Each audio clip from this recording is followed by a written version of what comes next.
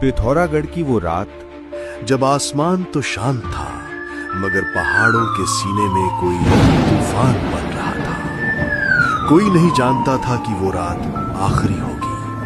पिथौरागढ़ मालपा की गलियों में जो सन्नाटा फैला, वो हमेशा के लिए था। आजादी के जश्न के ठीक बाद 18 अगस्त 1998 रात के करीब 3 बजे का वक्त था। पिथौरागढ़ की काली घाटी में बसे एक शांत गांव मालपा में सब कुछ सामान्य लग रहा था। यात्री अपनी कैलाश मानसरोवर यात्रा के अगले पड़ाव के लिए विश्राम कर रहे थे। गांव के लोग भी अपने अपने घरों में नींद की गोद में थे। लेकिन ऊपर पहाड़ों में कुछ टूट रहा था, जमीन के अंदर कुछ खदबदा रहा था और फिर एक भयंकर गरज के साथ पूरी धरती हिल उठी। वो एक भूस्खलन था। पहाड़ का एक बहुत बड़ा हिस्सा अचानक टूटकर नीचे बह गया।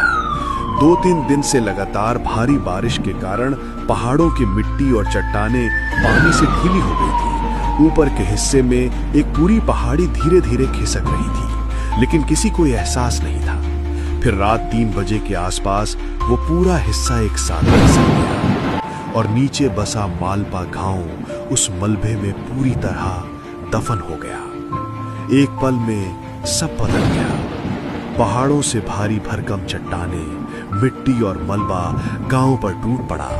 मालपा गांव, जो एक पल पहले तक एक जीवित सांस लेता गांव था, अब खामोशी की चादर में लिपट चुका था।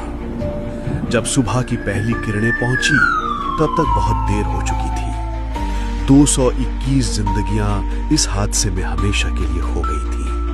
उनमें से कई तो वो यात्री थे जो कैलाश के दर्शन का सपना लिए चले थे, लेकिन अब लौटना उनके नसीब में नहीं था। इस हादसे ने न सिर्फ पिथौरागढ़ बल्कि पूरे देश को झंझोड़ कर रख दिया। सेना और बचाव दल आए, लेकिन काफी देर हो चुकी थी।